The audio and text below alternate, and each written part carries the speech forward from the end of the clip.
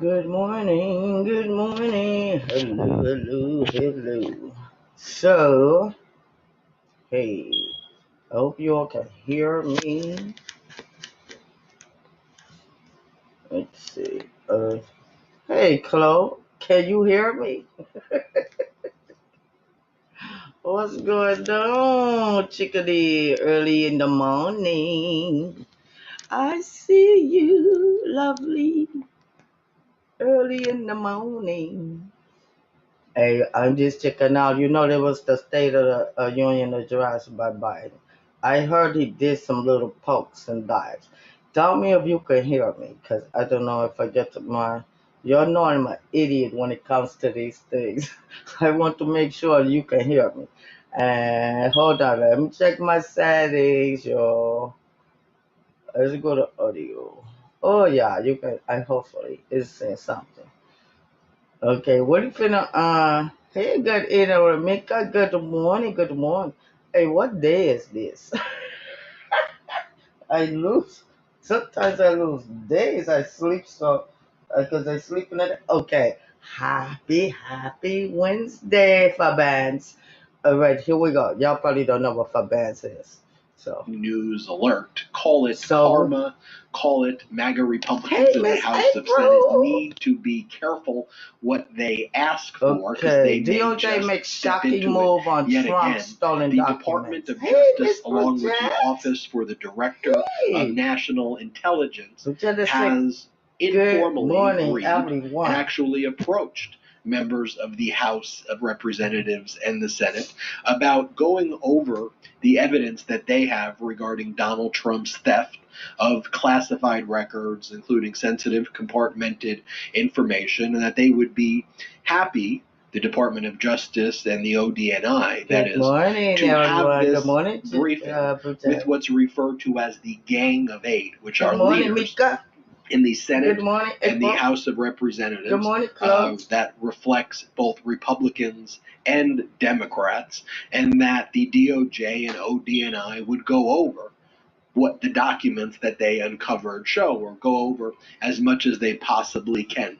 The timing of ODNI and the DOJ doing this is also not known why now, although in the past, before a charging decision was made, this was something that the DOJ and ODNI would do to share the information that they have. Now, when I say this is a perfect example, yet again, of karma for MAGA Republicans and that they should be careful what they ask for, you will recall that as part of the corrupt deal that they made with Kevin McCarthy after he lost the speakership vote over 14 times, they forced him to introduce a resolution as part of the House rules-making process that would allow these MAGA Republicans to gain access to ongoing criminal investigations.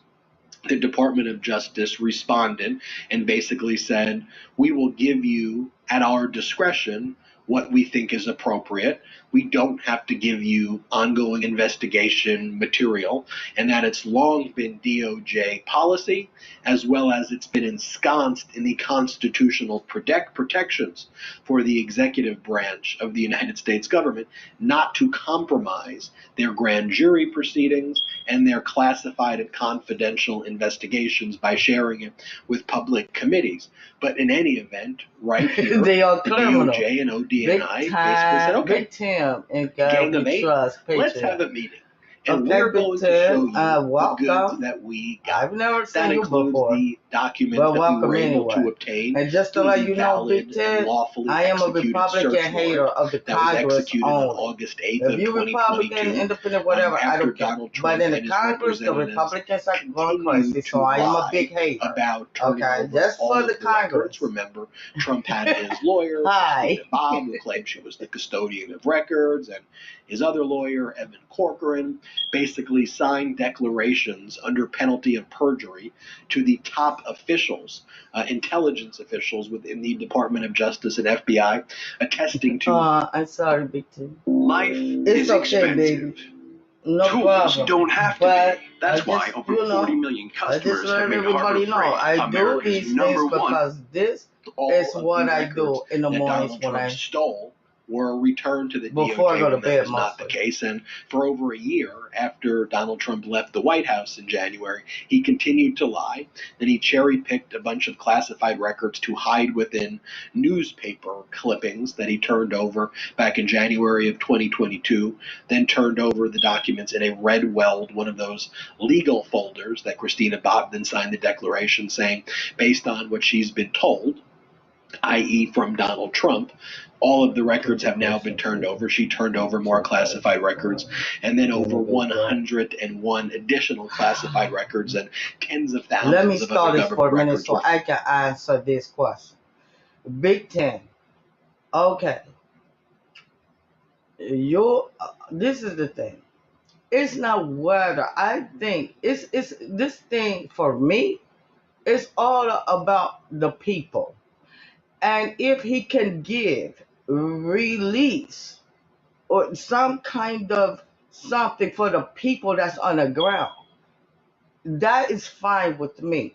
But if he's doing a good job, some people think he's doing a good job, some people think he's not. I think that he's doing the best that he can do, considering he got the MAGA idiots to deal with that is over making legislation, making laws, and they can't even come up with a solution to the fucking problems. Only thing that they do is like, oh, biting this, biting that, biting. But this shit stems from not just the former president, that big fucking dog, that motherfucker. He took the deficit up way high, giving tax relaxation to the most rich when they actually was not paid no taxes. Meanwhile, policemen, fire people, the average people was paying more taxes than these motherfuckers with the big corporations. So whether he's doing a good job or not, if I can have some relief, as long as they don't fuck with my disability, which they thought they was going to hold this country hostage because of their insane fucking whatever they call spending reform, and they don't even have an answer for it. They don't have not a answer for no. They just scare you to death. Oh, this invasion. Oh, but they're not coming up with no damn solutions to problems that exist and has been existing decades. This is just not on one president. This happened because of Joe. Why we have inflation? Because they closed the pipeline. That is not why we have inflation. Inflation comes some years. It happens. It has nothing to do with nobody, no president, nothing. He is giving relief to us. He's trying to do what presidents should do. It's help the people that we are the consumers. We put people in the office to represent us, and a lot of these representatives, mainly the Republicans, they don't want to do shit. They just want to scream foul play, but they're not. They have not like when their solution put before them in the House, other Republicans they won't even vote for it. But yet they'll scream for the same shit that they didn't vote for. It's fucking ludicrous, and that is my opinion. And that's facts, because I do not do misinformation on my panel. I'm sorry you act such much hate grocery outlet work together. What? I'm sorry you act such much hate grocery outlet work together. Joe Biden is the worst president ever. Okay, in your opinion, but you know what? That's your opinion. Everyone is entitled to their opinion, but I'm gonna tell you, I'm a motherfucking Republican hating bitch for the Congress only. Not for Republican people that's on the ground that work hard just like me. in the Congress, you got some shit-eating motherfuckers that still eat Donald Trump shit every time he takes a dump.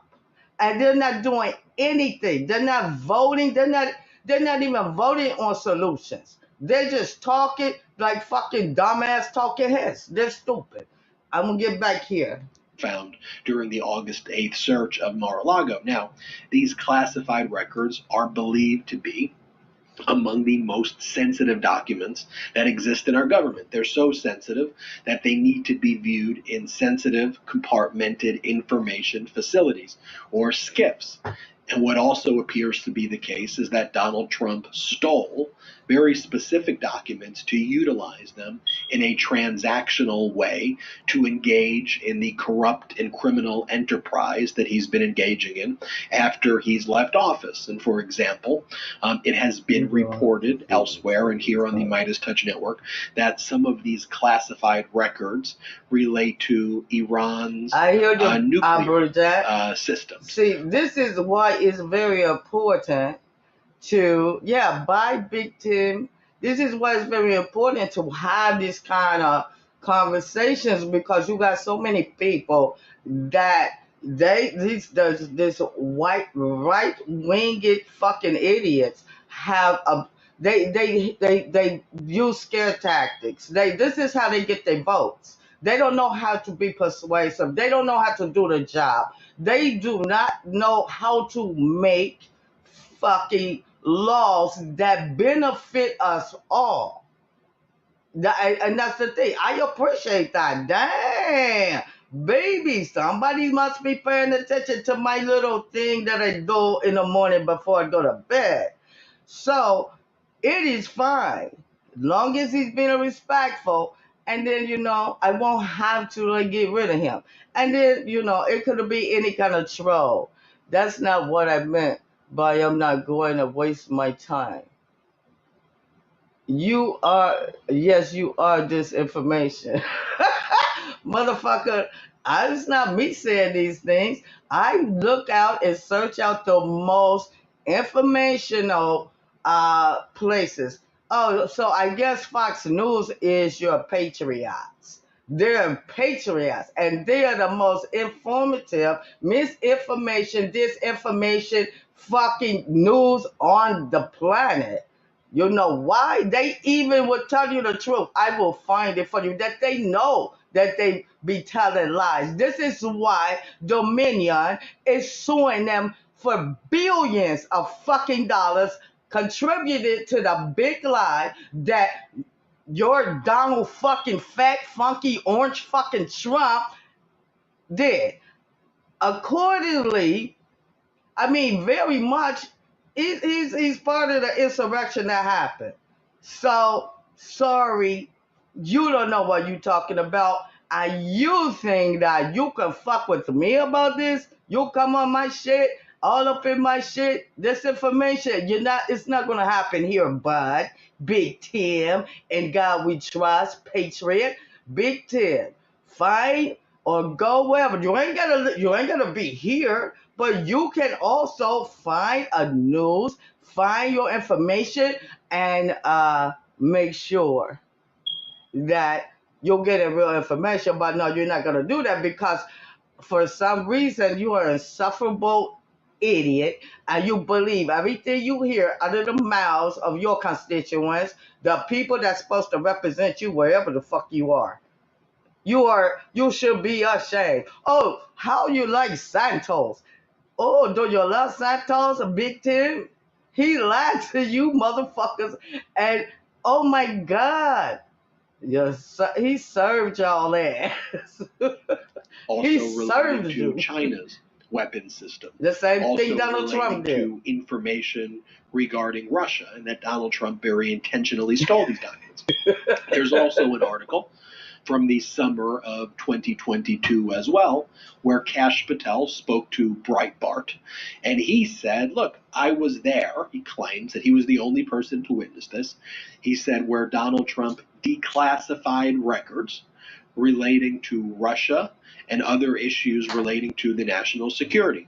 Now, none of the criminal charges that Donald Trump is being investigated for have anything to do with classifications. What That is you call right. it? The The criminal wrench? charges that were in the August You 5th know, search warrant that was it's executed okay. on August 8th relate to the Espionage Act. They relate to concealment and mutilation of Water records, got a wrench. and they relate Man, to if y'all feel like obstruction he of needs to be justice. gone, get rid of him. Nonetheless, I don't Donald care Trump one way or claiming the that other. he telepathically declassified records Bridget, is do not your the job. I win think she that got a Donald Trump wrench. thinks Claude, it you is, need a wrench because too. perhaps it makes it even worse when you think about it, that he claims he telepathically declassified records, and by doing so would put American assets and our troops and Americans living here in the United States at risk if they were not told to take protective measures. And the intelligence community was not told about this declassification as what normally takes place through an actual procedure of declassification, so that our troops. Don't you agree we need voter ID? Yeah, see, I knew that it'll be a little bit of controversy when I started to do this. At first, I was very hesitant to do it because I know a lot of people are not into it, but I am. And I think the things that I know and the things that I know are factual, I will bring it to the surface. And yes, we got a visitor, y'all. See how important that shit is? We got a visitor. On asking Kash Patel about this telepathic declassification and what Kash Patel had told Breitbart, they granted him what's called derivative use immunity, which is basically forcing Kash Patel to testify before the criminal grand jury, where the Department of Justice cannot criminally charge Kash Patel for anything that is derived from the testimony that he gives, but they can still criminally prosecute him for perjury and for information that the Department of Justice obtains that was not derived from the testimony or directly related to the testimony that Kash Patel gave before the grand jury. So as I said at the outset of the video, be careful what you ask for, because the MAGA Republicans asked for access to ongoing criminal investigations, and here the Department of Justice said, okay, you want to see the difference here between Biden and Pence? You want to see how dangerous this is? Okay, we'll do a briefing. We'll have both Republicans and Democrats. We'll have the Gang of 8 in the room, and we'll show you how serious it is. And also, as I mentioned at the outset of the video, sharing that information in the past has preceded charging decisions, because you wouldn't want to share it at a time frame that could potentially compromise other investigatory work. That's why it usually precedes charging. So is a charging decision of Donald Trump for obstruction, concealment, or the Espionage Act right around the corner? And as I mentioned at the outset, this is yet another example of MAGA Republicans stepping right into it, because there's parallels here to exactly what the MAGA Republicans did regarding the Chinese spy balloon, where they immediately, their outrage machine went into high gear, and they called Biden weak, and they said Biden's not doing enough. Meanwhile, what actually turned out is that immediately, last Wednesday, Biden ordered that the threat be neutralized, that it be shot down as soon as it was safe, and our military did that, and an F-22 shot down the spy balloon. What Biden also did was his intelligence community prepared for the threat of spy balloons, so they were ready to identify this. So you may ask, weren't there spy balloons under Trump? It turns out that there were, but either Trump knew about it and covered it up, as he said, I'm like so smart that I don't even need to review intelligence briefs, or alternatively, his command structure that he leads, or he led as the commander-in-chief, was just so incompetent that they had no clue that this was going on. And that Biden was able to come into office, have adults in the room who were able to identify at least 3 instances during the Trump administration where these Chinese spy balloons had flown over the continental U.S., and Biden and the intelligence community built a plan so they could be prepared precisely for what happened here and execute that plan flawlessly. So then, of course, the MAGA Republicans go back to their usual trick, where they immediately then said, oh, well, that may exist, but then there was a defect in the command structure, or no, this is just the woke Department of Defense, really the woke Department of Defense, or this is just the deep state that compromised Donald Trump, or then they basically talk about whatever their outrage issue is of the day, their outrage issue du jour, and this one was chocolate milk, and they said, Democrats are, okay, stop with the balloon. Democrats are taking away your chocolate milk. Literally, the House Judiciary Committee and Elise Stefanik, these are leaders in the Republican Party and now leaders in Congress, making up weirdo conspiracies about Democrats taking away your chocolate milk. So the moral of the story is, be careful what you ask for if you're a MAGA Republican, and that the Biden administration is filled with very competent people in the various cabinet level positions and throughout the executive branch, and you will underestimate him as a MAGA Republican to your own peril. So we will follow what happens here with this intelligence briefing. Of course, we will keep you updated here on the MeidasTouch Network, but make sure you hit the subscribe button right now. We're on our way to 1 million subscribers thanks to your incredible support. So please hit subscribe right now. In addition, check us out at patreon.com/MeidasTouch. You'll love the exclusive content we have on our Patreon, but most importantly, it helps grow this independent media platform. I don't mean the best real information. That's who I go with, that's who I mess with, because they tell the truth, and you will get information that you or that none of the mainstream will even talk about. So we're going to look at a little bit of the state of the union, and they will be talking about it. Actually, I'm trying to find one. I want some that he already did it, because this could be a very long thing with them even getting started with the State of the Union. So I was trying to find some highlights. So we'll look at some highlights. Hopefully I could find them again. Okay. Okay, go get your cup of Joe, Chloe.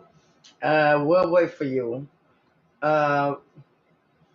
Because I was trying to find some highlights where there's a panel speaking about how he did in this State of the Union. I watched it all. I just cannot find it, and it's be too long for me to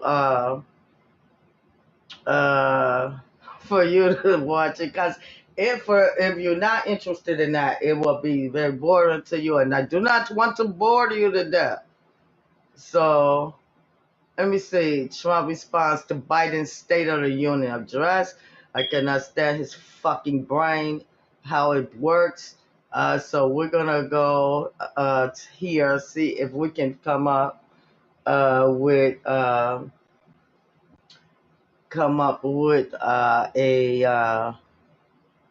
why they got that picture up? I don't know. When I'm live, I guess I didn't change it. State of the Union. That was some digs he pulled also, and States. Let's just see. We're gonna take a look at this. So that's for you all that's interested. I'm here for it. Just know that always. So this is what I do before I go to bed, and I can kind of talk you through some of it. I think this is, I want to get to, I think this is the intro. Look, is this the back? It takes him so damn long. I want to get to the part where he's out there actually speaking. So that's what we're doing again. 2 years ago, the economy was reeling. I stand here tonight after we've created, with the help of many people in this room, 12 million new jobs. More jobs created in 2 years than any president's created in 4 years, because of you all, because of the American people. The American people. 2 years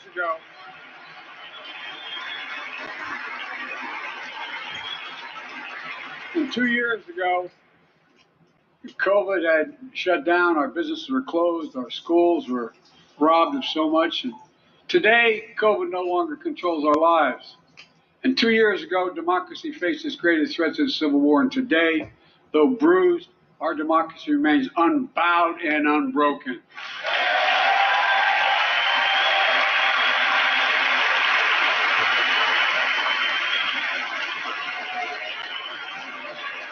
As we gather here tonight, we're writing the next chapter of the great American story, a story of progress and resilience. When world leaders ask me to define America, and they do, believe it or not, I can define it in one word, and I mean this: possibilities. We don't think anything is beyond our capacity.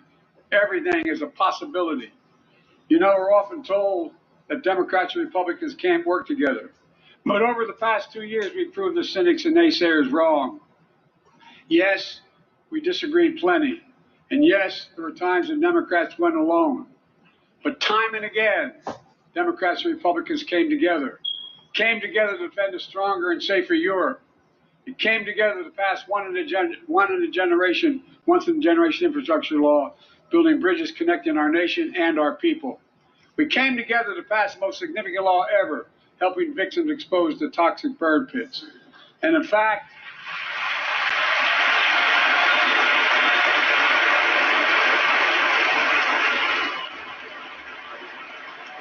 it's important.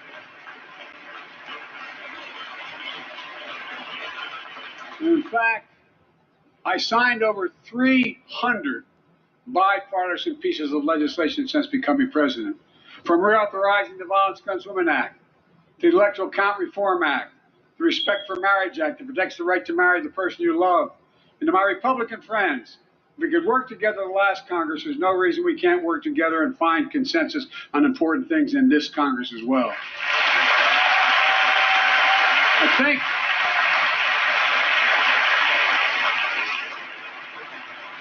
folks, you all are as informed as I am, but I think the people sent us a clear message. Fighting for the sake of fighting, power for the sake of power, conflict for the sake of conflict gets us nowhere. Exactly. That's always been my vision of our country, and I know it's many of yours. To restore the soul of this nation, to rebuild the backbone of America, America's middle class, and to unite the country. We've been sent here to finish the job, in my view. For decades, the middle class has been hollowed out in more than, and not no one administration, but for a long time. Too many good-paying manufacturing jobs move overseas. Factories closed down. Once thriving cities and towns that many of you represent became shadows of what they used to be. And along the way, something else we lost: pride, our sense of self-worth.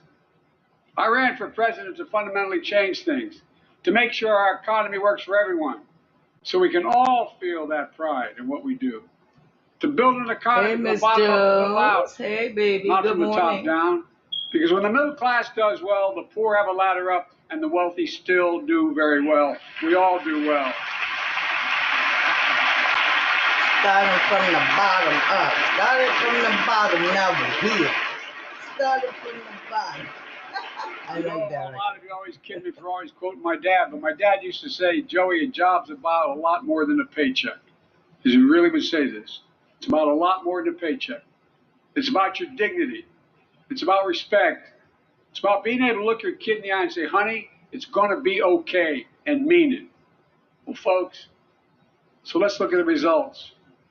We're not finished yet by any stretch of the imagination, but unemployment rate is at 3.4%, a 50-year low. Yes, Dad, but this is the whole thing. This is why I wanted you all to see it.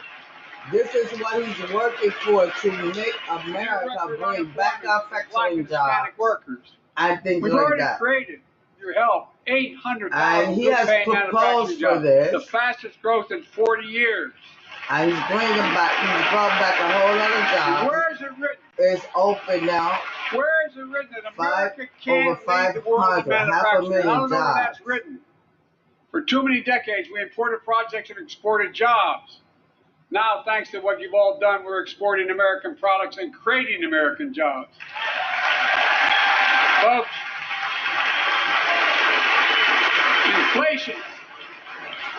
inflation has been a global problem because the pandemic disrupted our supply chains, and Putin's unfair and brutal war in Ukraine disrupted energy supplies as well as food supplies, blocking all that grain in Ukraine. But we're better positioned than any country on earth right now. But we have more to do. But here at home, inflation is coming down. Here at home, gas prices are down $1.50 from their peak. Food inflation is coming down, not fast enough, but coming down. Inflation has fallen every month for the last 6 months, while take-home pay has gone up. Additionally, over the last 2 years, a record 10 million Americans applied to start new businesses. 10 million. And by the way, every time someone starts a small business is an act of hope. And Madam Vice President, I want to thank you for leading that effort to ensure that small businesses have access to capital and the historic laws we enacted that are going to just come into being. Standing here last year, I shared with you a story of American genius and possibilities. Semiconductors, small computer chips the size of a fingerprint that power everything, from cell phones to automobiles and so much more. These chips were invented in America. Let's get that straight. They were invented in America. We used to make 40% of the world's chips. In the last several decades, we lost our edge. We're down to only producing 10%. We all saw what happened during the pandemic when chip factories shut down overseas. Mm-hmm. Today's automobiles need 3,000 chips, each of those automobiles. But American automobiles couldn't make enough cars because there weren't enough chips. Car prices went up, people got laid off. So did everything from refrigerators to cell phones. We can never let that happen again. That's why we came together to pass the Bipartisan Chips and Science Act.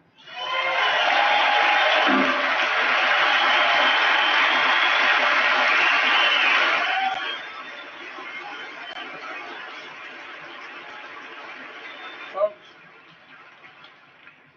I know I've been criticized for saying this, but I'm not changing my view.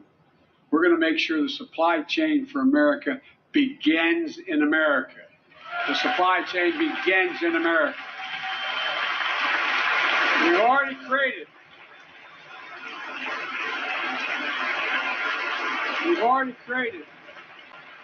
800,000 new manufacturing jobs without this law, before the law kicks in.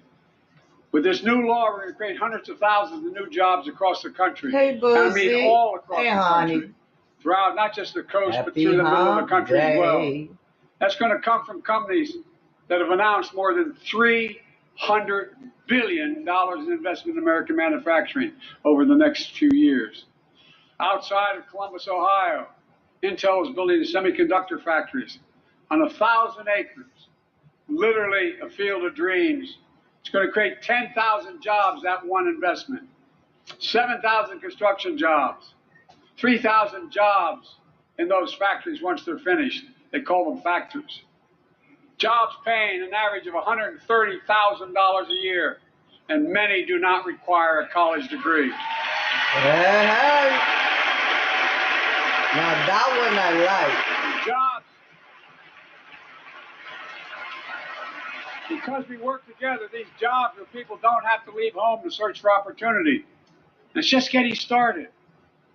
Think about the new homes, the small businesses, the medium-sized businesses. So much more that's going to be needed to support those 3,000 permanent jobs and the factories that are going to be built. Talk to mayors and governors, Democrats and Republicans, and they'll tell you what this means for their communities. We're seeing these fields of dreams transform to the heartland.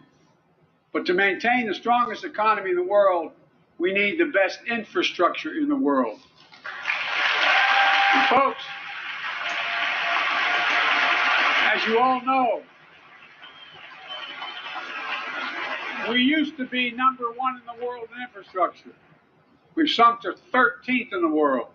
The United States of America, 13th yes, in the world in infrastructure, modern infrastructure. God bless us. We're going to need a lot of blessings. Because we came together and passed the bipartisan infrastructure law, the largest investment in infrastructure since President Eisenhower's interstate highway system.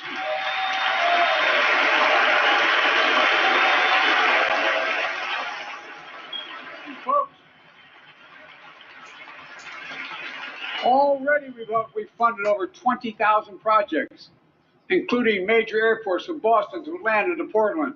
Projects that are going to put thousands of people to work rebuilding our highways, our bridges, our railroads, our tunnels, ports, airports, clean water, high-speed internet, all across America. Urban, rural, tribal. And folks, we're just getting started.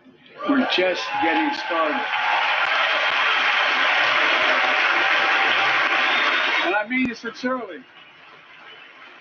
I want to thank my Republican friends who voted for the law, and my Republican friends who voted against it as well. But I still get asked to fund the projects in those districts as well. But don't worry.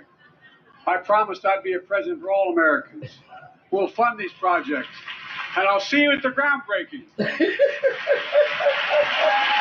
a poke at the Republicans, y'all. This law will further unite all of America. Projects like Brent Spence Bridge in Kentucky over the Ohio River, built 60 years ago, badly needed repairs, one of the nation's most congested freight routes, carrying $2 billion worth of freight every single day across the Ohio River. And folks, I've been talking about fixing it for decades, but we're really finally going to get it done. I went there last month with Democrats and Republicans and from both states to deliver a commitment of $1.6 billion for this project. And while I was there, I met a young woman named Sarah, who's here tonight. I don't know where Sarah is. Is she up in the box? I don't know. Sarah, how are you? Well, Sarah, for 30 years,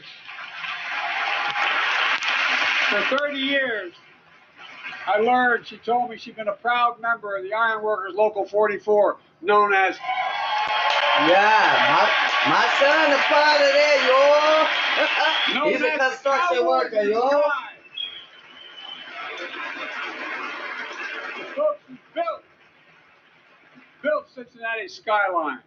Sarah said she can't wait to be 10 stories above the Ohio River building that new bridge. Like God my bless side. I'm like, how you be up that high, motherfucker? And that's what we're also building. We're building that pride. Skyscrapers and shit. Look, we're also replacing poisonous lead pipes that go into 10 million homes in America. 400,000 school and child care centers. So every child in America can drink the water instead of having permanent damage to their brain. Look, we're making sure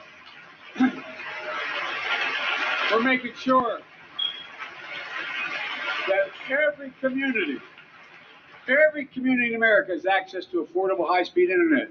No parent should have to drive by McDonald's parking lot to help them do their homework online with their kids, which many thousands were doing across the country. And when we do these projects, and again, I get criticized for this, but I make no excuses for it. We're going to buy American. We're going to buy American. Folks,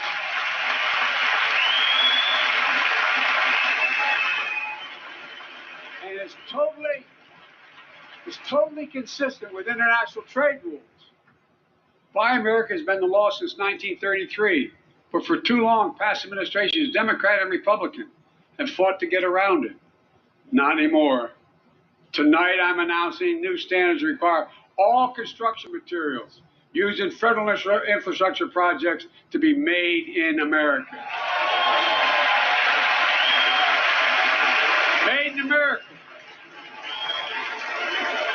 I mean it. Lumber, glass, drywall, fiber optic cable. And on my watch, American roads, bridges, and American highways are going to be made with American products as well. Folks, my economic plan is about investing in places and people that have been forgotten. So many of you listen to me tonight. I know you feel it. So many of you felt like you've just simply been forgotten. Amid the economic upheaval of the past 4 decades, too many people have been left behind and treated like they're invisible. Maybe that's you watching from home. You remember the jobs that went away. You remember them, don't you? The folks at home remember them. You wonder whether the path even exists anymore for your children to get ahead without having to move away. Well, that's why I get that. That's why we're building an economy where no one's left behind. Jobs are coming back. Pride is coming back because choices we made in the last several years. You know, this is, in my view, a blue-collar blueprint to rebuild America and make a real difference in your lives at home. For example, too many of you lay in bed at night like my dad did, staring at the ceiling, wondering what in God's name happens if your spouse gets cancer, or your child gets deadly ill, or something happens to you. What are you going to get money to pay for those medical bills? Or you're going to have to sell the house or try to get a second mortgage on it. Mm-hmm. I get it. I get it. With the Inflation Reduction Act that I signed into law, we're taking on powerful interests to bring healthcare costs down so you can sleep better at night with more security. You know, we pay more for prescription drugs than any nation in the world. Let me say it again. We pay more for prescription drugs than any major nation on earth. For example, 1 in 10 Americans has diabetes. Many of you in this chamber do, and in the audience. But every day, millions need insulin to control their diabetes so they can literally stay alive. Insulin's been around for over 100 years. The guy who invented it didn't even patent it because he wanted it to be available for everyone. It cost the drug companies roughly $10 a vial to make that insulin. Packaging and all, you may get up to $13. But Big Pharma has been unfairly charging people hundreds of dollars, $400 to $500 a month, making record profits. Not anymore. Not anymore.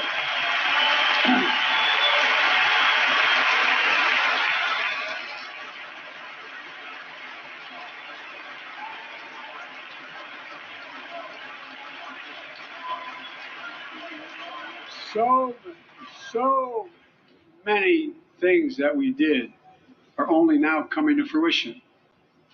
We said we were doing this, and we said we passed a law to do it, but people didn't know because the law didn't take effect until January 1 of this year. We capped the cost of insulin at $35 a month for seniors on Medicare. People are just finding out. I'm sure you're getting the same calls I'm getting. Look, there are millions of other Americans who do not or are not on Medicare, including 200,000 young people with type 1 diabetes and need this insulin to stay alive. Let's finish the job this time. Let's cap the cost of insulin for everybody at $35. That would be cool. Even though I don't have it, but I have lots of family that need it. Folks, Big Pharma's still going to do very well, I promise y'all. I promise you they're going to do very well. The money they make. This law also caps and won't even go into effect until 2025. It costs out-of-pocket drug costs for seniors on Medicare at a maximum of $2,000 a year. You don't have to pay more than $2,000 a year, no matter how much your drug costs are. Because you know why? You all know it. Many of you, like many in my family, have cancer. You know the drugs can range from $10,000, $11,000, $14,000, $15,000 for the cancer drugs. If drug prices rise faster than inflation, drug companies are going to have to pay Medicare back the difference. We're finally giving Medicare the power to negotiate drug prices. Bringing down prescription drug costs doesn't just save seniors money. It cuts the federal deficit by billions of dollars, by hundreds of billions of dollars. Because these prescription drugs are drugs purchased by Medicare to keep their commitment to the seniors. Well, guess what? Instead of paying $400 or $500 a month, you're paying $15. That's a lot of savings for the federal government. And by the way, why would we want that? Now, some members here are threatening, and I know it's not an official party position, so I'm not going to exaggerate. but certainly to repeal the Inflation Reduction Act. As my coach, that's okay, that's fair. As my football coach used to say, lots of luck in your senior year.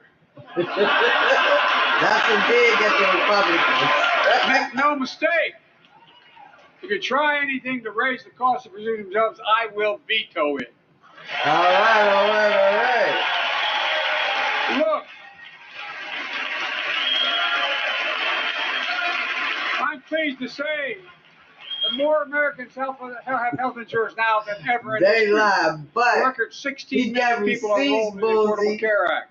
And thanks to the law I we signed got some last year, receipts for this one. This is saving what millions I'm are showing saving this. $800 a year on their premiums.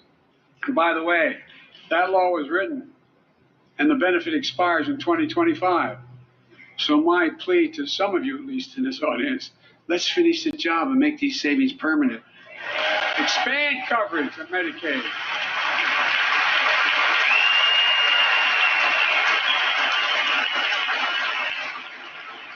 They all Look, lie.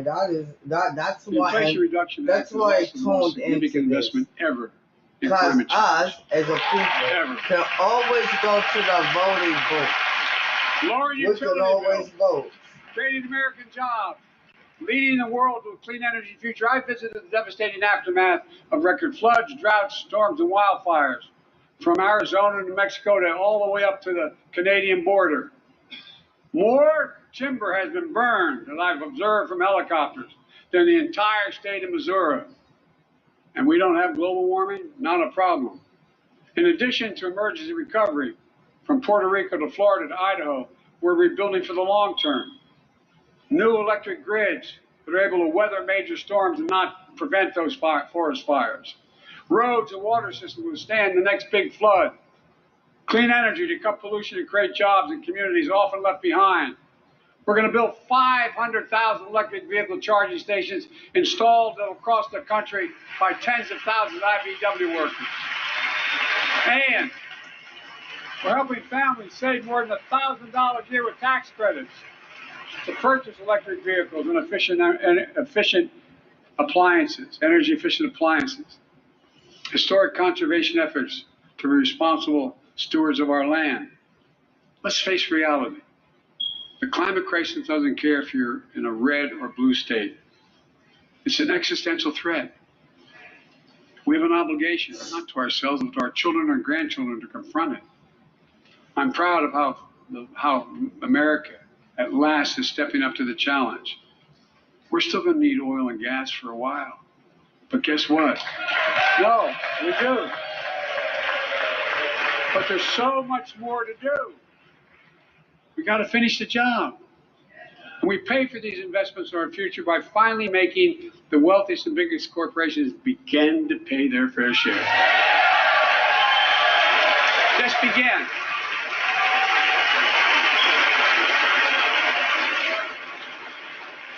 Look, I'm a capitalist. I'm a capitalist, but pay your fair share. I think a lot of you at home agree with me and many people that you know. The tax system is not fair. It is not fair.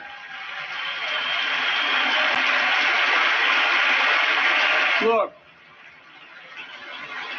the idea that in 2020, 55 of the largest corporations in America, the Fortune 500, made $40 billion in profits and paid zero in federal taxes? Zero? Folks, simply not fair. But now, because of the law I signed, billion-dollar companies have to pay a minimum of 15%. God love them. 15%. That's less than a nurse pays.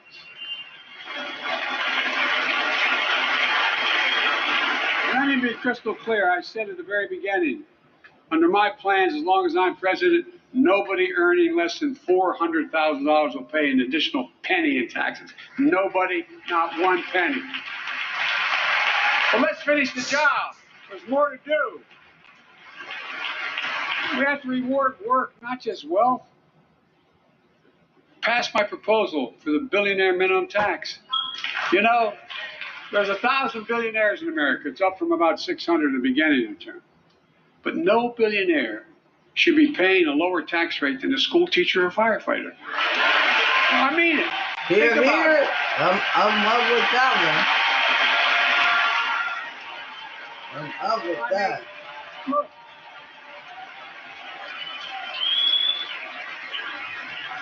I know you aren't enthusiastic about that, but think about it. Think about it. Have you noticed Big Oil just reported its profits, record profits? Last year they made $200 billion in the midst of a global energy crisis. I think it's outrageous. Why? They invested too little of that profit to increase domestic production. And when I talk to a couple of them, they say, we're afraid you're going to shut down all the oil wells, all the oil refineries anyway, so why should we invest in them? I said, we're going to need oil for at least another decade, and that's going to exceed. Yeah, but it's just another decade. We're going to need it. Yeah. Production. If they had, in fact, invested in the production to keep gas prices down, instead, they used the record profits to buy back their own stock. Rewarding the CEOs and shareholders. Corporations ought to do the right thing. That's why I propose we quadruple tax on corporate stock buybacks and encourage long-term investments. You're going to do buybacks, you're going to pay 3 times the tax. I can give it that one. Let's finish the job and close the loophole to allow very wealthy to avoid paying their taxes. Instead of cutting the number of audits for wealthy taxpayers, I just signed a law to reduce the deficit by $114 billion by cracking down on wealthy tax cheats. That's being fiscally responsible. In the last 2 years, my administration has cut the deficit by more than $1.7 trillion. The largest deficit reduction in American history. Under the previous administration, the American deficit went up 4 years in a row. Because those record deficits, no president added more to the national debt in any 4 years than my predecessor. Nearly 25% of the entire national debt that took over 200 years to accumulate was added by just one administration alone, the last one. They're the facts. Check it out. He said, check it out. You don't believe me? Check it out. How did Congress respond to that debt? Nothing. They did the right thing. They lifted the debt ceiling 3 times without preconditions or crisis. They paid American bills to prevent an economic disaster to the country. So tonight I'm asking the Congress to follow suit. Let's commit here tonight to the full faith and credit of the United States of America will never, ever be questioned. So some of my Republican friends want to take the economy hostage. I get it. Unless I agree to their economic plans. Hey, that's what it did come in. You should know what those plans are. Instead of making the wealthy pay their fair share, some Republicans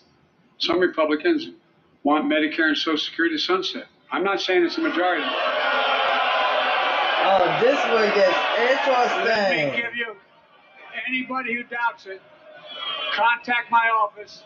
I'll give you a copy of the proposal. He let that shit go. Whoa. Well, I'm glad to see you. I tell you, I enjoy conversion. You know, it means if Congress doesn't keep the programs the way they are, they go away. Other Republicans say, I'm not saying it's a majority of you. I don't even think it's even a significant, but it's being proposed. Look at Marjorie, dirty bitch. I'm not politely not naming them, but it's being proposed by some of you. Politely not naming their ass. Look, folks, the idea is that we're not going to be moved into being threatened to default on the debt if we don't respond. Folks. All right. Let our bitches know it while they be pretending like a motherfucker. I'm blaming the other side for shit that they're not even trying to. Social Security and Medicare is off the books now, right? Yeah. He made them stand up. Right. So now they're gonna come out with something which they have no clue about to great solutions. Look at McCarthy. Look at that fucking monkey. Social Security, Medicare are a lifeline for millions of seniors. Americans have to pay into them from the very first paycheck they started. So tonight, let's all agree, and we apparently are, let's stand up for seniors. He put him on the spot. That's what I'm talking about. Put their ass on the spot. Stand up and show them.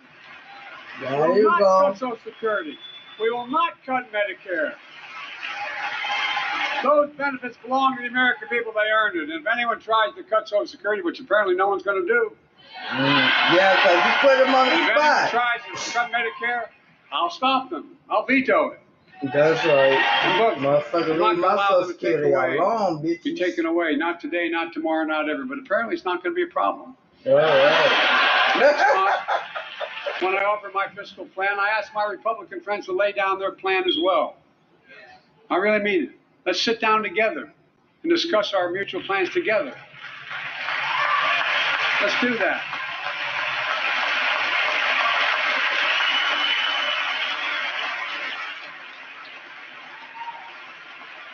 I can tell you, the plan I'm going to show you is going to cut the deficit by another $2 trillion. And it won't cut a single bit of Medicare or Social Security. In fact, we're going to extend the Medicare Trust Fund at least 2 decades. Because that's going to be the next argument. How do we keep it solvent, right? Well, we'll not raise tax on anyone making under 400 grand, but we'll pay for it the way we talked about tonight by making sure that the wealthy and big corporations pay their fair share. Look. Here's the deal. They aren't just taking advantage of the tax code. They're taking advantage of you, the American consumer. Here's my message to all of you out there. I have your back. We're already preventing Americans from receiving surprise medical bills, stopping $1 billion surprise bills per month so far. We're protecting seniors' life savings by cracking down on nursing homes that commit fraud, endanger patient safety, prescribe drugs that are not needed. Millions of Americans can now save thousands of dollars because they can finally get a hearing aid over the counter without a prescription. Look, capitalism without competition is not capitalism. It's extortion. It's exploitation. Last year, I cracked down with the help of many of you on foreign shipping companies that were making you pay higher prices for every good coming into the country. I signed a bipartisan bill to cut shipping costs by 90%, helping American farmers, businessmen, and consumers. Let's finish the job. Pass the bipartisan legislation to strengthen antitrust enforcement and prevent big online platforms from giving their own products an unfair advantage.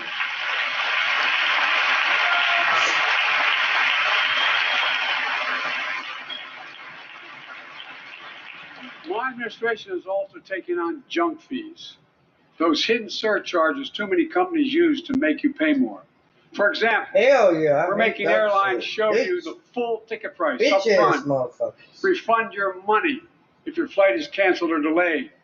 We reduce exorbitant bank overdrafts by saving consumers more than $1 billion a year. We're cutting credit card late fees by 75%, from $30 to $8. Look, junk fees may not matter to the very wealthy, but they matter to most other folks in homes like the one I grew up in, like many of you did. They add up to hundreds of dollars a month. They make it harder for you to pay your bills or afford that family trip. I know how unfair it feels when a company overcharges you and gets away with it. Not anymore. We've written a bill to stop it all. It's called the Junk Fee Prevention Act. We're going to ban surprise resort fees that hotels charge on your bill. Those fees can cost you up to $90 a night at hotels that aren't even resorts. The idea that cable, internet, and cell phone companies can charge you $200 or more if you decide to switch to another provider. Give me a break. We can stop service fees on tickets to concerts and sporting events and make companies disclose all the fees up front. and will prohibit airlines from charging $50 round trip for family just to be able to sit together. Baggage fees are bad enough. Airlines can't treat your child like a piece of baggage. Americans are tired of being. We're tired of being played for suckers. So pass the Junk Free Prevention Act so companies stop ripping us off. For too long, workers have been getting stiffed, but not anymore. We're beginning to restore the dignity of work. For example, I should have known this, but I didn't until 2 years ago. 30 million workers have to sign non-compete agreements for the jobs they take. 30 million. Man. So a cashier at a burger place can't walk across town and take the same job at another burger place and make a few bucks more. It just changed. But they just changed it because we exposed it. That was part of the deal, guys. Look it up. But not anymore. We're banning those agreements so companies have to compete for workers and pay them what they're worth.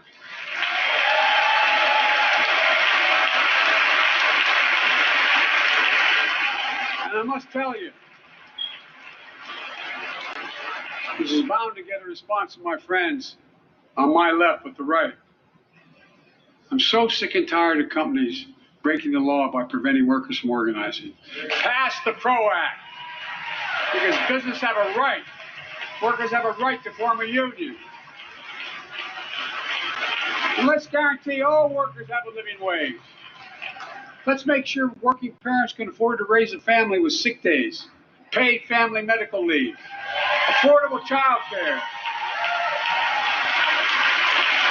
That's going to enable millions of more people to go and stay at work. And let's restore the full child tax credit, which gave tens of millions of parents some breathing room and cut child poverty in half to the lowest level in history. And by the way, when we do all these things, we increase productivity, we increase economic growth. So let's finish the job and get more families access to affordable, quality housing. Let's get seniors who want to stay in their homes the care they need to do so. Let's give more breathing room to millions of family caregivers looking after their loved ones. Pass my plan so we get seniors and people with disabilities the home care and services they need. And support the workers who are doing God's work. These plans are fully paid for and we can afford to do them. Restoring the dignity of work means making education an affordable ticket to the middle class. You know, when we made public education, 12 years of it universal in the last century, we made the best educated, best paid, we became the best educated, best paid nation in the world. But the rest of the world's caught up. It's caught up. Jill, my wife, who teaches full time, has an expression. I hope I get it right, kid. Any nation that out-educates us is going to out-compete us. Any nation that out-educates is going to out-compete us. Folks, we all know 12 years of education is not enough to win the economic competition of 21st century. We want to have the best educated workforce. Let's finish the job by providing access to preschool for 3 and 4 years old. Studies show that children who go to preschool are nearly 50% more likely to finish high school and go on to earn a 2 or 4 year degree. Fast forward this. I want to get to. Actually, get back at least 10 times as much. It matters. It matters. Look, COVID left its scars, like the spike in violent crime in 2020, the first year of the pandemic. We have an obligation to make sure all people are safe. Public safety depends on public trust, as all of us know. But too often that trust is violated. Join us tonight are the parents of Tyree Nichols. Welcome.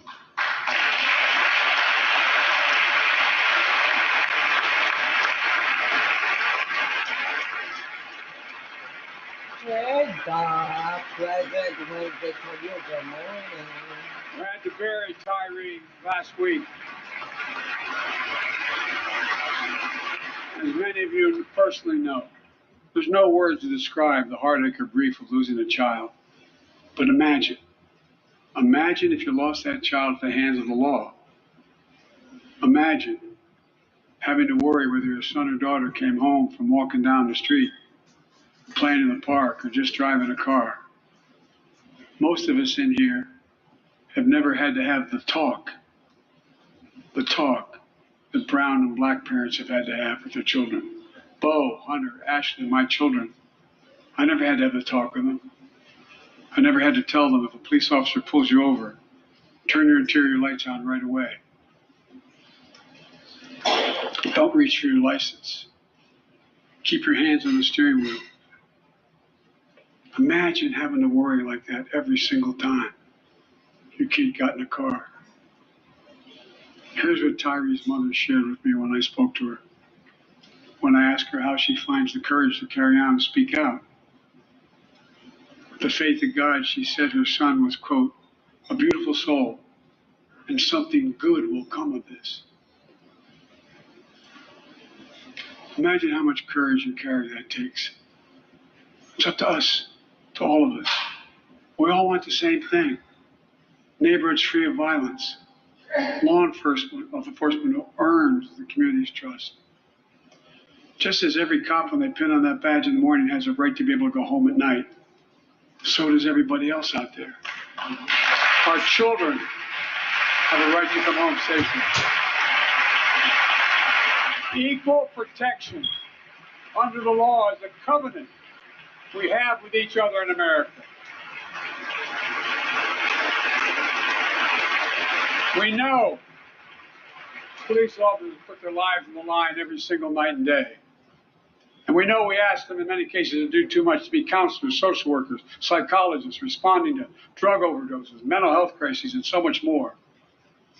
In one sense, we ask much too much of them. I know most cops and their families are good, decent, honorable people, the vast majority. But they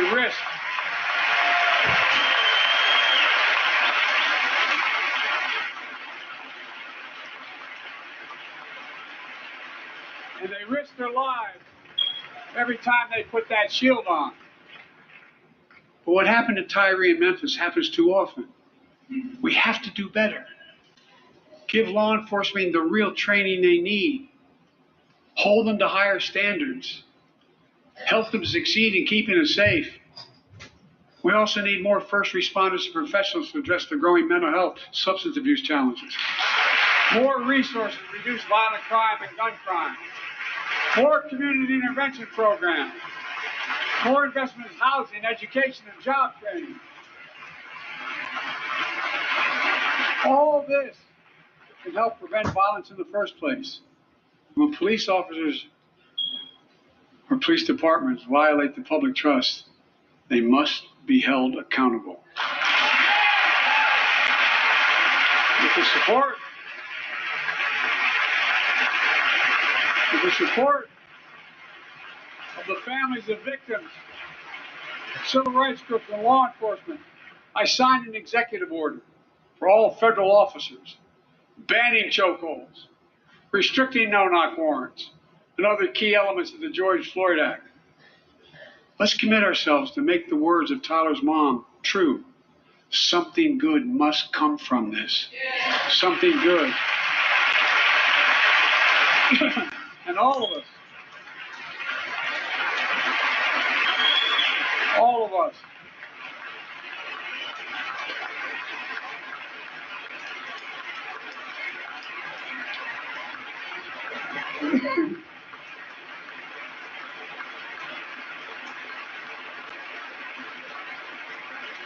folks, it's difficult, but it's simple.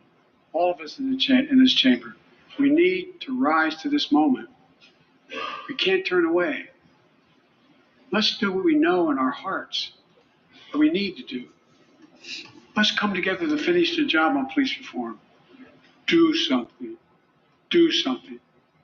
That was the plea of parents who lost their children in Uvalde. I met with every one of them. Do something about gun violence. Thank God. Thank God we did. Passing the most sweeping gun safety law in 3 decades. That includes things like that the majority of responsible gun owners already support enhanced background checks for 18 to 21 years old, red flag laws, keeping guns out of the hands of people who are a danger to themselves and others. But we know our work is not done. Joining us tonight is Brandon Say, a 26-year-old hero. Brandon put his college dreams on hold to be at his mom's side. His mom's side when she was dying from cancer. I know it feels awkward. Brandon,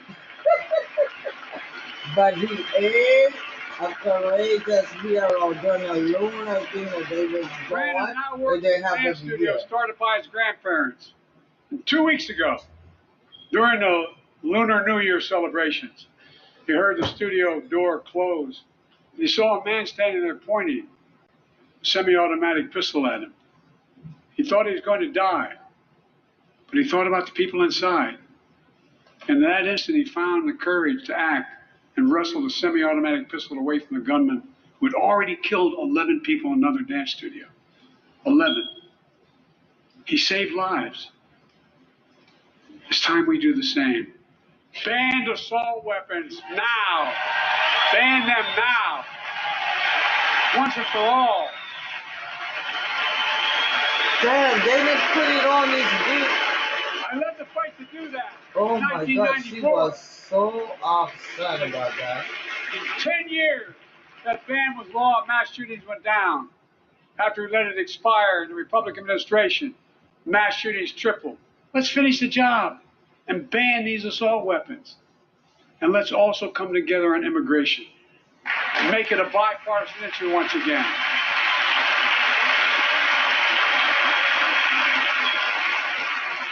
We now have a record number of personnel working to secure the border, arresting 8,000 human smugglers, seizing over 23,000 pounds of fentanyl in just the last several months. We've launched a new border plan last month. Unlawful migration from Cuba, Haiti, Nicaragua, and Venezuela has come down 97% as a consequence of that. But American border problems won't be fixed until Congress acts.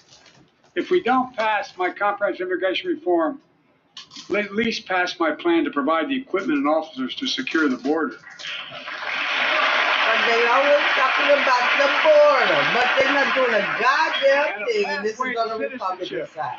For dreamers, those on temporary status, farm workers, essential workers. Here in the People's House, it's our duty to protect all the people's rights and freedoms. Congress must restore the right and the... Let them fucking Republicans go.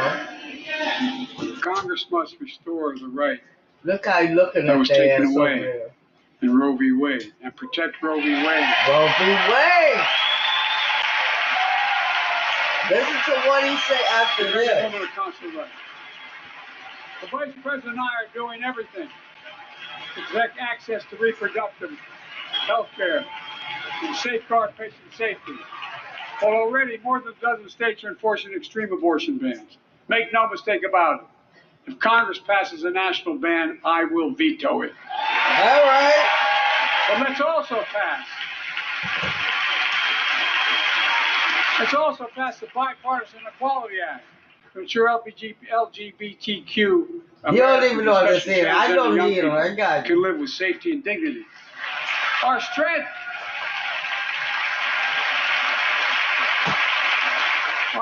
is not just the example of our power, but the power of our example. Let's remember the world's watching. I spoke in this chamber 1 year ago, just days after Vladimir Putin unleashed his brutal attack against Ukraine. A murderous assault, evoking images of death and destruction Europe suffered in World War II. God, I'm getting hungry. Putin's invasion has been a test for the ages, a test for America, a test for the world. Would we stand for the most basic of principles? Would we stand for sovereignty? Would we stand for the right of people to live free of tyranny? Would we stand for the defense of democracy? For such defense matters to us because it keeps peace and prevents open season on would-be aggressors and threatens our prosperity. 1 year later, we know the answer. Yes, we would, and we did. We did. And together, we did what America always does at our best. We led. We united NATO. We built a global coalition. We stood against Putin's aggression. We stood with the Ukrainian people to tonight. We're once again joined by Ukrainian's ambassador to the United States. She represents not just her nation, but the courage of her people. Our ambassador is here, united. We're united in our support of your country. Will you stand so we can all take a look at you? Thank you.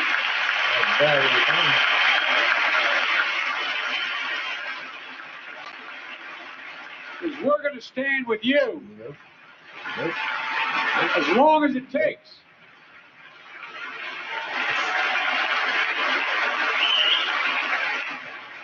Our nation is working for more freedom, more dignity, more peace, not just in Europe, but everywhere. Before I came to office, the story was about how the People's Republic of China was increasing its power and America was failing in the world. Not anymore. We made clear, and I made clear in my personal conversations, which have been many, with President Xi, that we seek competition, not conflict. But I will make no apologies that we're investing to make America stronger. Investing in American innovation and industries that will define the future that China intends to be dominating. Investing in our alliances and working with our allies to protect advanced technologies so they will not be used against us.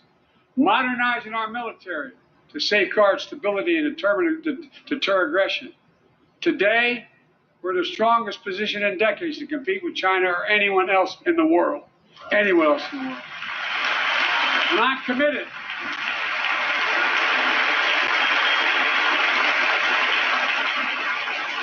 I'm committed to work with China where we can advance American interests and benefit the world. But make no mistake about it.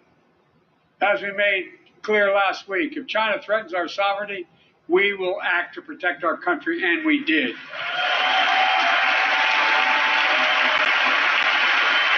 Look, let's be clear. Winning the competition should unite all of us. We face serious challenges across the world. But in the past 2 years, democracies have become stronger, not weaker. Autocracies have grown weaker, not stronger. Name me a world leader who changed places with Xi Jinping. Name me one. Name me one. America's rallying the world to meet those challenges, from climate to global health, to food insecurity, to terrorism, to territorial aggression. Allies are stepping up, spending more and doing more. Look, the bridges we're forming between partners in the Pacific and those in the Atlantic, and those who bet against America are learning how wrong they are. It's never, ever been a good bet to bet against America. Never.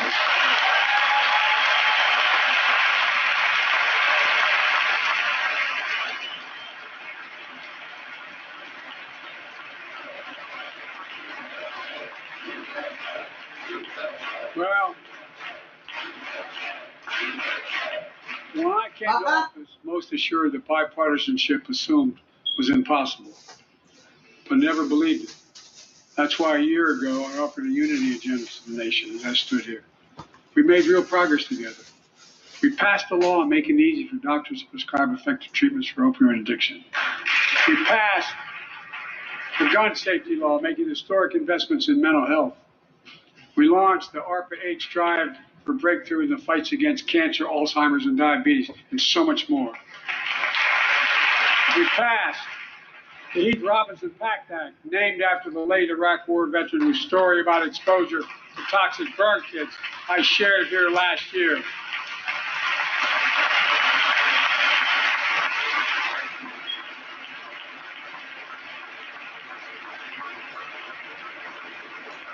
I understand something about those burn pits, but there's so much more to do. We can do it together. Joining us tonight is a father named Doug from Newton, New Hampshire. Okay, He y'all. wrote Joe, I am going my wife, to a letter, and me as well.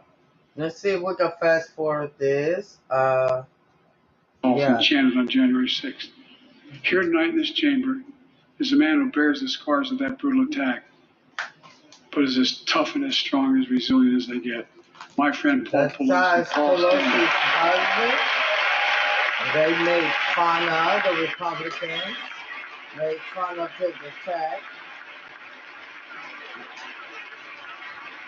The people are so fucking cruel. That's why I have nothing for But those such a heinous fuckers. act should have never happened. We must all speak out. There's no place for political violence in America. We have to protect the right to vote, not damn, suppress I need that that. fundamental right. Honor the results I of our don't think elections, I not subvert have. the will of the people. We have to uphold the rule of law and restore trust in our institutions of democracy. And we must give hate and extremism in any form no safe harbor.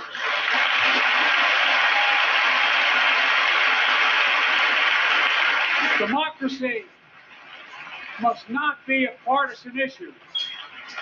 It's an American issue. Every generation of Americans has faced a moment where they have been called to protect our democracy, defend it, stand up for it. And this is our moment. My fellow Americans, we meet tonight at an inflection point. One of those moments that only a few generations ever face, where the direction we now take is going to decide the course of this nation for decades to come. We're not bystanders of history. We're not powerless before the forces that confront us. It's within our power of we the people. We're facing the test of our time. We have to be the nation we've always been at our best. Optimistic, hopeful, forward-looking. A nation that embraces light over dark, hope over fear, unity over division, stability over chaos. We have to see each other not as enemies, but as fellow Americans. We're good people. The only nation in the world built on an idea. The only one.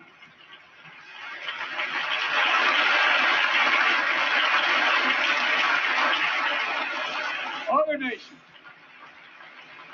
are defined by geography, ethnicity. But we're the only nation based on an idea that all of us, every one of us, is created equal in the image of God. A nation that stands as a beacon to the world. And we are gonna go. I am gonna go because I have to get something situated. And I like to thank you all for, coming through and kicking it with me during this time. And yes, I am always here, and this is what I do. But it's almost bedtime for me, and so I am totally thinking about maybe I should go visit a lovely coffee shop that I was looking at before, and I haven't stopped by there, but you know, we'll see. You know what? It was like really busy trying to put on my eyebrows because I wear any. So I hope that you got enough information as far as as far as why you feel about this. And I know that we have never had a lot of trust and the people that represents us, even the president. And that is understandable because yes, they all lie. So this is why I always want to know what are you doing? Because see, in order for the president to be successful, there are laws that need to be paid, and his Congress has to do their job.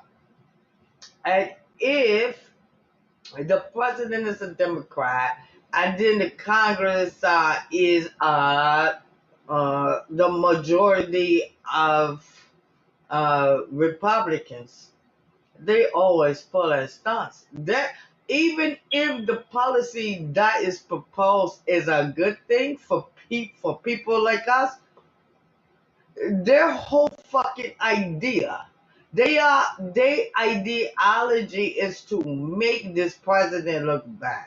And they will say no to these policies. They won't pass them. And it could be a very dangerous situation, not just, for fuck's sake, for the president to look good, but for the people on the ground. For the people. And so I'm very glad that we did get an oppositional person in my thing, whether he's a troll or not. Maybe it's because I'm showing too much and showing information that is not misinformation, and so they want to come in and disrupt. Come and do it. Come and do it, because I'm going to show real information wherever I find it. Wherever I find it. Because, see, I do use my own brain. I don't fucking believe every fucking thing I hear. Whether it's politics, whether it's motherfuckers just on the street, whether it's in my own fucking family. I am a person that listens. And my God gives me good brain to think for myself. You would never see me hooked up in some cult, because I don't think of myself that fucking down on the ground where I don't need nobody to uplift me, to give me fucking fucked up ideas, especially if I don't think it. Anytime somebody comes to you with some bullshit and you think about it, anytime you have a doubt about something, explore it thoroughly before you make a bad mistake. And then you're saying that, like, oh, I shouldn't have did it. Oh, I shouldn't have believed them. Only reason why that happened is because you did not use your own fucking brain and believe your gut instinct about trouble.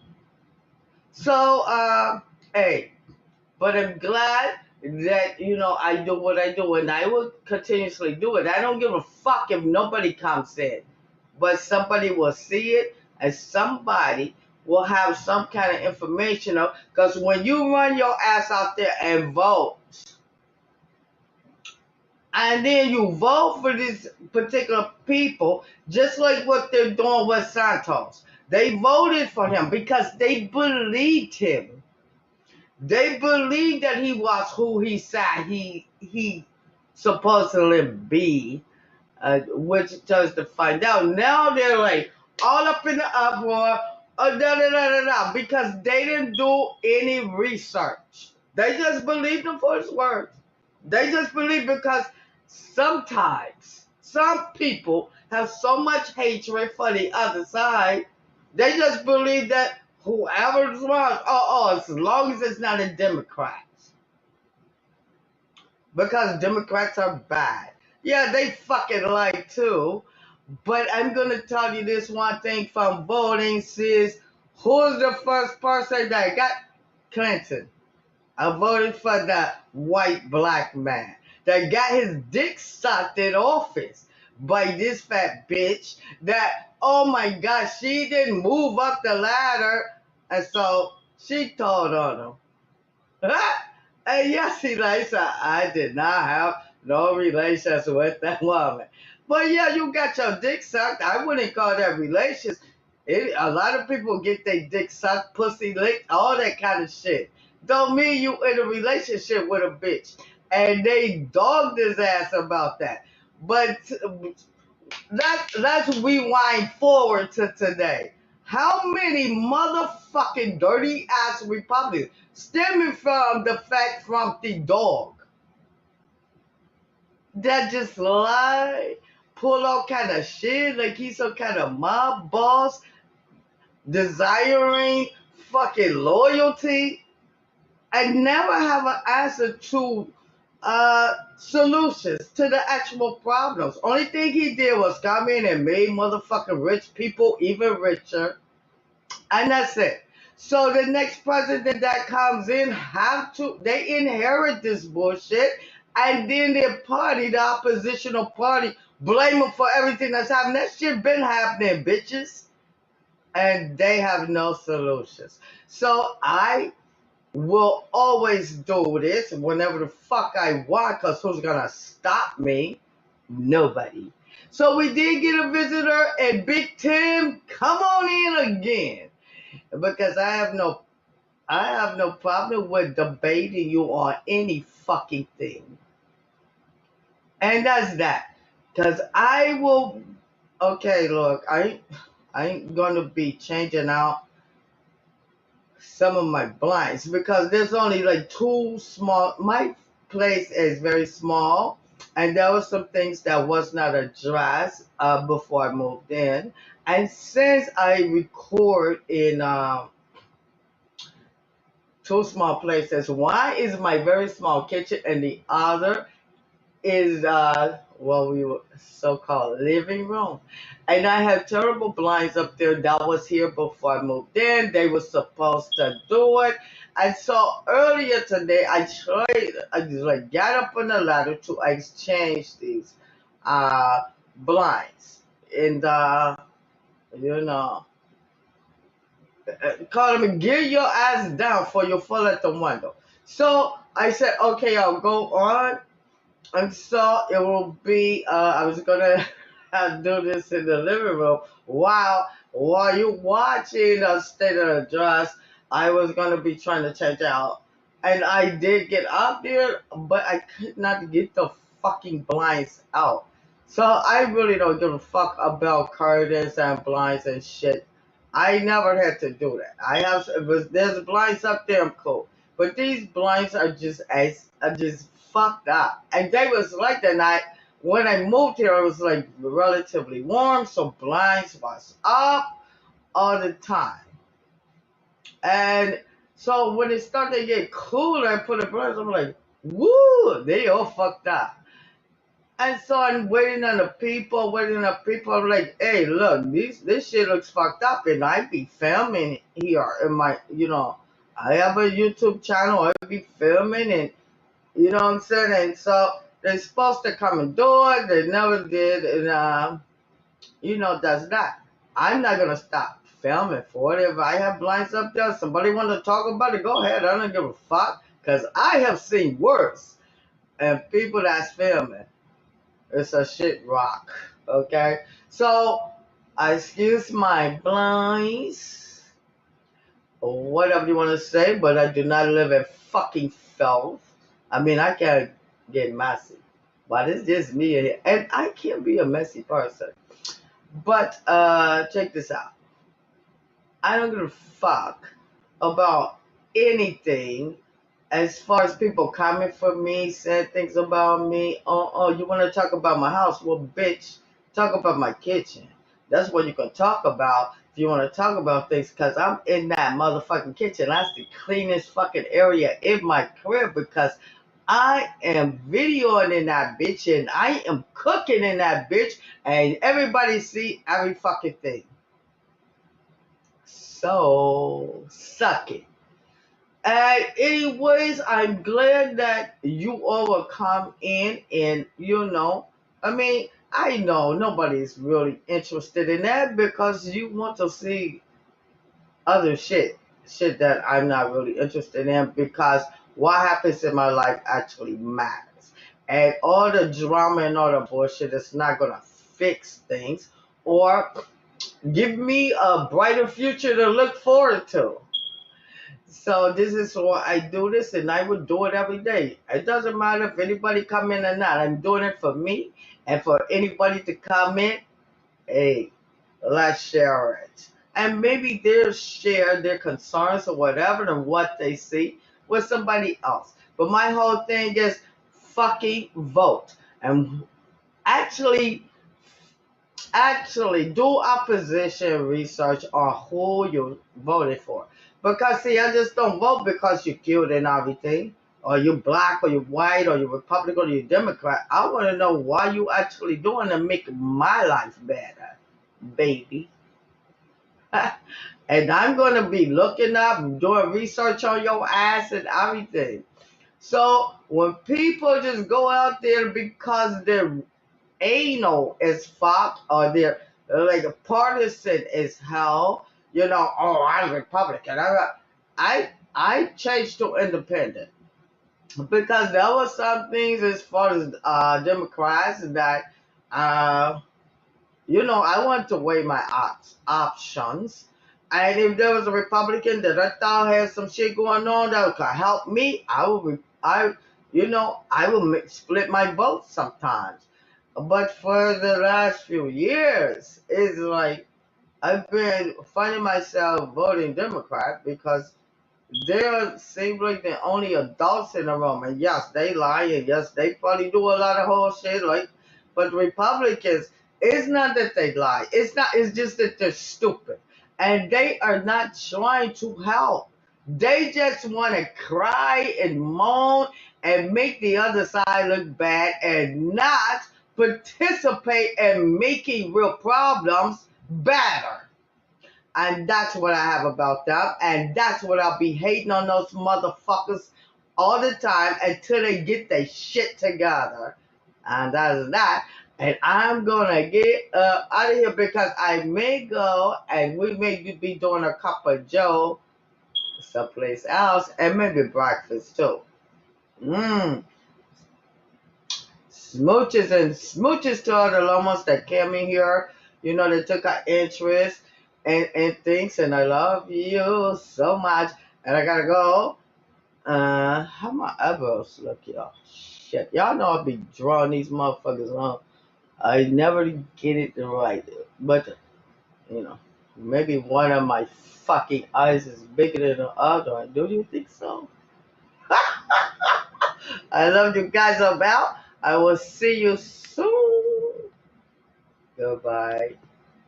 Smooches, I love you guys. Especially to my moderators, especially to the people that come in. Oh my God, thank you for keeping me company and actually enjoying I mean, like, even just being interested in it for a little bit. I know it could be like, exhausting. But I gotta go. Talk to you guys later. Love you guys.